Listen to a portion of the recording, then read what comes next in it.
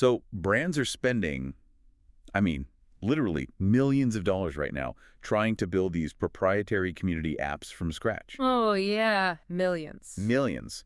While arguably their absolute most powerful CRM tool is currently just being used to post like blurry photos of half-eaten dinners. Right, or just complaining about the weather. Exactly. I'm your host, and welcome to today's Deep Dive. We have an incredibly fascinating strategy to look at today. Thanks for having me. I'm excited to get into this one because it's so counterintuitive. It really is. So to set the stage for you listening, think about it for a second. When you open up your Instagram and you decide to post something strictly to your close friends list, what does that content actually look like? If you're anything like the rest of us, it is a completely uncurated dumping ground. Right. We're talking chaotic weekend photo dumps, minor rants about your commute, or, a joke that maybe 3 people in the world will actually understand. Yeah, it is the ultimate throwaway setting. It really is the digital equivalent of wearing sweatpants around your house. Sweatpants mode. I love that. Because it's strictly for the people who already know you, who genuinely like you, and who just accept the mess. You aren't trying to impress anyone when you pat that little green ring. You are just existing. Okay, let's unpack this. Because our deep dive today takes that exact assumption, that sweatpants mode casualness, and just completely flips it on its head. It really does. We are pulling from some absolutely fascinating material today that argues this overlooked feature, this little green ring just hiding in plain sight on Instagram, is actually one of the most high-impact, underrated tools in a modern brand's entire marketing stack. Yeah, the core argument is that it's not a dumping ground at all. It is a highly effective micro-CRM. But using it requires a complete paradigm shift in how we think about digital marketing. Because by treating close friends as a throwaway setting, people and brands are basically leaving massive amounts of real brand equity on the table. Exactly. And what we are going to explore today is this concept from the sources called the cost of proximity. The cost of proximity. Right. The overarching philosophy here is that the cost of grabbing a consumer's attention in a crowded feed, well, that's constantly going up. But the cost of building proximity, actually treating your most important people like genuine insiders, that is still wildly underpriced. And so that is the mission for our deep dive today. Whether you are building a brand yourself, maybe you work in marketing, or you are just fascinated by digital psychology, we are going to explore how turning off that broadcast mode and stepping into these semi-private social spaces can completely transform a relationship. It's really the difference between standing on a stage in a crowded stadium with a megaphone versus inviting, say, 15 power players into a soundproof room for a private dinner. 100%.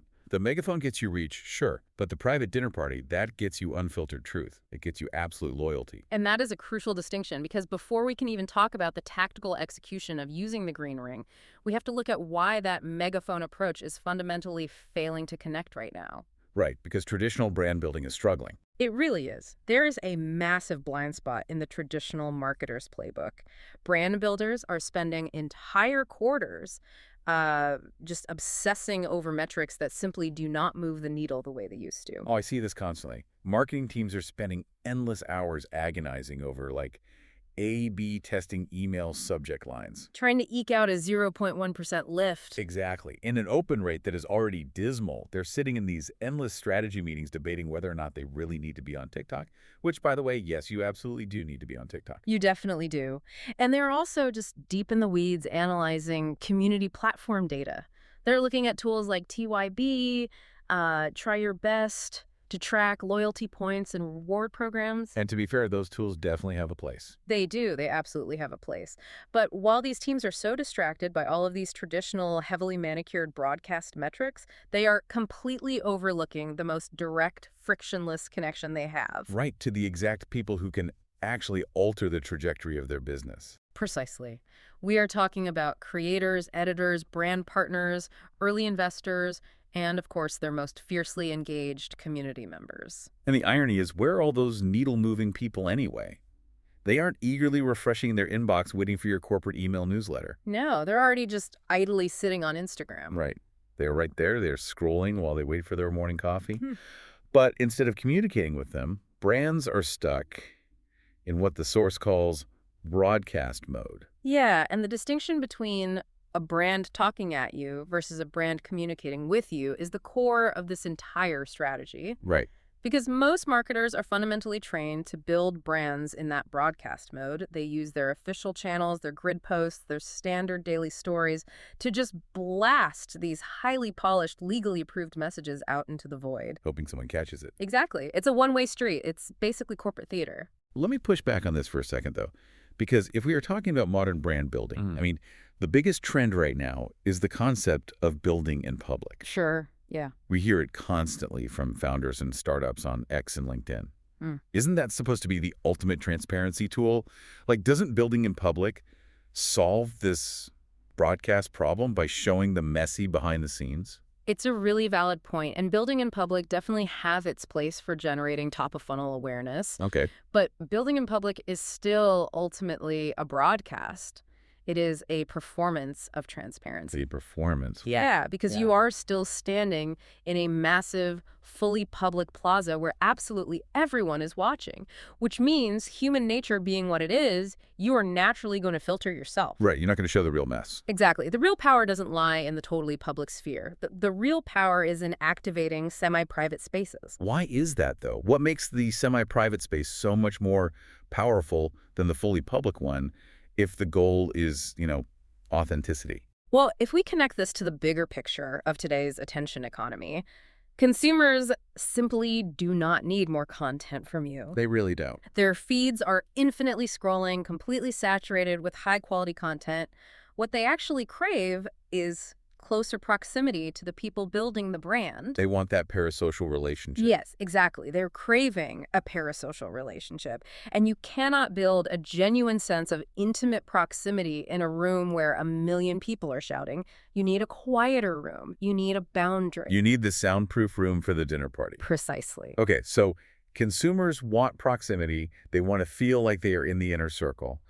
But why use Instagram's close friends specifically? Good question. Like, if I'm a brand, why wouldn't I just move my VIPs to an entirely different platform that's actually designed for community building? A private forum, a Discord server, or, I don't know, a dedicated app that I completely own and control. Friction. It all comes down to the path of least resistance. And this is really the first real superpower of the close friends feature. The lift to get your audience to engage is lower than low. Because everyone is already there anyway. Exactly. The entire industry is already hanging out on Instagram all day. If you try to force your most valuable time-starved contacts, say, a senior beauty editor at Vogue or a high-profile creator, Right. if you ask them to download a new app, create a new login, and remember to check a separate platform just for your brand, you will lose them instantly. Yeah, nobody is doing that. Friction is the enemy of engagement. But with the Close Friends feature, it is baked directly into the platform they are already idly scrolling through. You are catching them exactly where their attention already naturally is. So the infrastructure is already there, it's completely free, and it's hiding in plain sight. But here is where it gets really interesting. Oh, the psychology. Yes. It's not just about the convenience of the platform. It's about the cognitive psychology of the interface itself. It is about what happens in the human brain when it sees that little green ring. The visual cue is everything. The human brain is essentially this massive pattern recognition machine. Think about your own behavior when you are tapping through Instagram stories. Just tapping away. Right. You see the standard pink and orange rings over and over, pink ring, pink ring, pink ring. It induces this state of passive hypnosis. You are zombie scrolling. Just completely zoned out. Exactly. But then, suddenly, a bright green ring pops up. It's a total jolt. It completely interrupts the visual pattern. When you see that green ring, it is literally telling your brain, you are in. You have been specifically selected. Yes, it acts as a profound social signaler. It triggers our deep-seated tribal psychology regarding in-groups versus out-groups. Oh, wow. Because the perception is that they have been invited into an intentionally curated exclusive community, it triggers a massive behavioral shift. People do not passively consume a green ring story the way they do a normal story. They actually slow down. First, yeah, they open them differently. They actually stop their rapid-fire tapping and they watch more closely. They pay attention because they feel like they are seeing something illicit, something not meant for the general public. Yeah. It spikes their dopamine before the video even starts playing. Exactly. And furthermore, because of that psychological investment, they reply faster. Right. And they forward those stories more often. They engage with the content because the medium itself has validated their importance to the brand. That is so true. And this raises a really important distinction about how we actually define an audience in the digital age. A standard Instagram following of 100,000 people, that is an audience. Okay. But a curated close friends list of 50 people, that doesn't behave like an audience at all. It behaves like a group chat with leverage. A group chat with leverage. I love that phrasing so much. It captures exactly how dynamic and reactive that space becomes. It's powerful. It's not a billboard, right? It's a living, breathing conversation with the exact people who actually dictate the trends in your industry. So knowing that this green ring creates this incredibly high leverage group chat, how does a brand practically execute this? Right. The execution is key. Because it sounds amazing in theory, but I can easily see this turning back into a chaotic feed of blurry dinners if it isn't managed correctly. Oh, absolutely. But there is a very clear, actionable blueprint for this in the source material. Think of it as the Friday afternoon project. Okay, walk me through the Friday afternoon project. How are we building this? The recommendation is to literally block out a few hours on a Friday afternoon, grab a coffee, and sit down to manually handpick your list.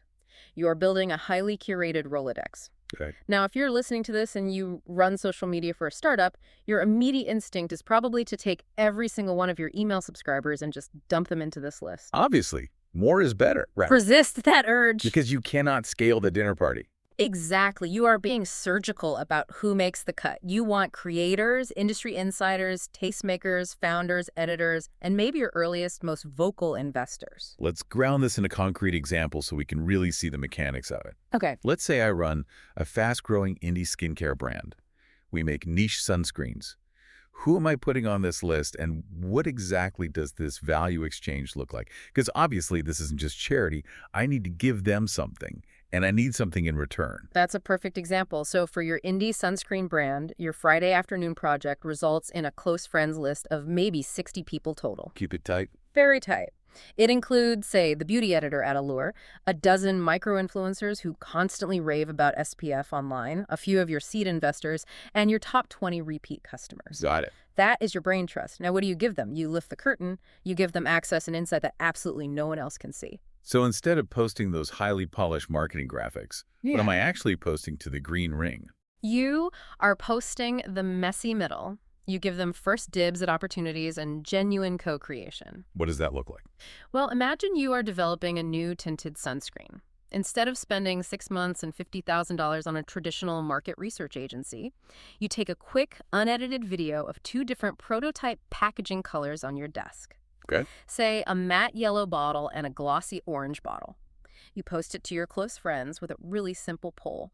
We are torn. Which one feels more summer? That is brilliant, because you aren't just doing rapid free market research. You are manufacturing emotional investment. We really are. Because when that beauty editor at Allure votes for the matte yellow, and then 3 months later, that exact matte yellow bottle lands on her desk for review, she remembers picking it. Exactly. She feels a real sense of ownership over the product.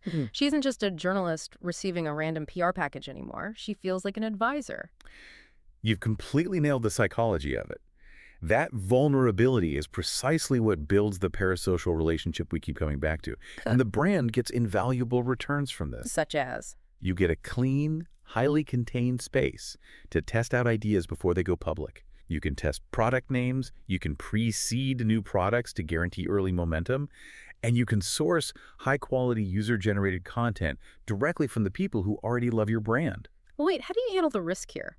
Because there's a deep irony when you look at how the corporate world usually operates. Oh, for sure. Community is everyone's absolute favorite buzzword. Every brand wants a community. Every marketing deck in the world talks about building community. Right. But community is everyone's favorite word right up until it's time to actually ask people what they think and risk them telling you your idea is terrible. Asking for real feedback is terrifying for a brand that is used to the safety of broadcast mode. It is. It means relinquishing control. If you ask 1 million people for their opinion in a public Instagram comment section, you are going to get chaos, you're going to get trolls, and potential PR nightmares. But this green ring strategy solves that fear entirely. It provides a moat. Yes.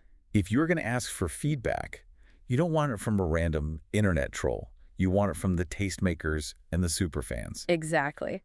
The close friends feature gives you a safe, contained environment to actually be vulnerable and ask for that feedback without risking public backlash. It completely de-risks the concepts of building in public. It does, because you are building in semi-private. You get all the benefits of community collaboration, the loyalty, the insights, the early hype, without the exposure of a public plaza. I just love the idea that you are taking a tool originally designed to hide your messy weekend from your boss, Right. and you're using it to bring your industry's most important players right into your boardroom. Yeah. It completely reframes the utility of the platform. It really does. And if we pull back and look at the broader economic landscape of the internet right now, this brings us to the ultimate conclusion of why this strategy matters so much today. The macro view. Yes. The cost of attention is constantly going up. That is a fundamental reality of digital marketing that is not going to change. No, it's only getting worse. Paying for eyeballs, fighting the algorithm, optimizing those email subject lines to squeeze out another click, it is becoming exponentially more expensive and less effective every single day. The era of cheap digital reach is pretty much over. It is entirely over. But while the cost of attention is skyrocketing, the cost of proximity is still wildly underpriced. The cost of proximity. I want to linger on that because Yeah. that is the defining insight of this entire deep dive. Knowing exactly who your most important community members are, isolating them from the noise, and treating them like genuine insiders. It's profound. Taking the time on a Friday afternoon to manually build that Rolodex, activating that green ring, asking them for their honest opinion on a messy prototype, it costs absolutely nothing but intention, yet the return on investment is staggering. And we need to be very clear on this final point. Okay. Using the close friends feature this way is not a cheap growth hack. It is not a gimmick that will stop working when the algorithm changes. Because it relies on human psychology, not code. Yeah. It's actually incredibly simple. It's almost boring. It is a simple, almost boring way to build the genuine back channel that most brands spend huge amounts of money trying and usually failing to fake. Right. It is raw, it is unpolished, and it is highly effective. If you treat that green ring like the tiny, high-intent CRM that it truly is, it has the potential to quietly become the single most effective brand marketing channel in your entire arsenal. So what does this all mean for you as you navigate the digital world today? Mm. Whether you are running a brand or you are just a consumer trying to make sense of your feed, I want you to think about your own daily digital habits. It's a great exercise. When you are idly scrolling, in that state of passive hypnosis, whose green rings do you immediately click on without hesitation? And more importantly, what does that automatic instinctual reflex tell you about who has truly earned your trust, your loyalty, and your undivided attention in a crowded digital world?